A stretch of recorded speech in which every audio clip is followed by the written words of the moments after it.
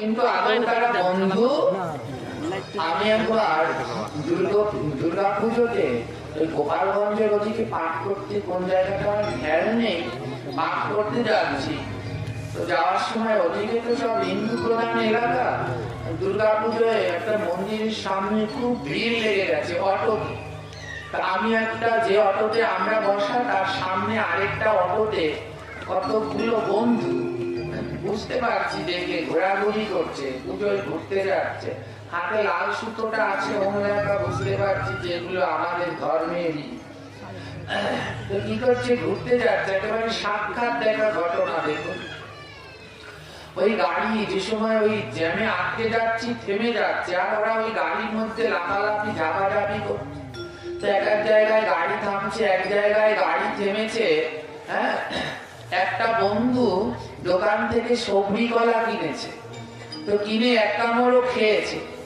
আরেকটায় গাড়ি থেকে নেমেছে, নেমে বলে, আরে তুই কলা কিনে নিজে একা খেলি, এই তোর বন্ধু, আমার জন্য একটা আনলি না? তো এক কামড় খেয়ে বাকি কলাটা ওকে দিয়ে দিয়েছে, নে তুই খা। যেই বাকি কলাটা দিয়ে দিয়েছে না, সেই বন্ধু বলছে, আমি কি খয়রাতি তোর মুখে খাওয়াটা খাবো? হ্যাঁ, আমার বাপের কি টাকা নাই তোর এই খাওয়া কলা খাবো? এক কামড় খেয়ে আমায় দিচ্ছিস? আমি অটোতে বসে বসে ওদের এই তামসা দেখছি। কিছুক্ষণ পরে আবার একটু সামনে গিয়ে অটোগুলো আটকে গেছে। এবার সেই বন্ধুটা একটা সিগারেট কিনেছে, যেই বন্ধুটা একটু আগে কলা কিনেছিল আবার একটা সিগারেট কিনেছে।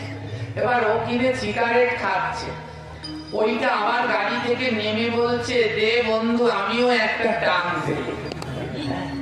তখন আমি মনে মনে বলি, হায় রে, একটু আগে ওর মুখের খাওয়া কলা দিল, তখন বললো আমি কি খয়রাতি? একই মুখের সিগারেট এবার উনি আনন্দে খাচ্ছে। চিন্তা করো তো কোন নেশায় ডুবে যাচ্ছে।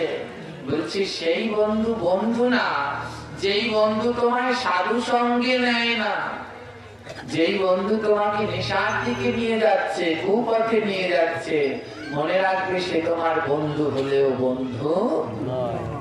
সেই মা না, যে সন্তানকে কৃষ্ণ কথা শেখায় না। মায়ের কর্তব্য সন্তানদেরকে কৃষ্ণ শিক্ষায় গড়ে তোলা। হ্যাঁ, তাই প্রকৃত মা হতে হলে সন্তানকে কৃষ্ণ শিক্ষা দিতে হবে। বলছে সেই পিতা পিতা না, যেই পিতা সন্তানের মুখে কৃষ্ণ প্রসাদ দেয় না, পিতার কর্তব্য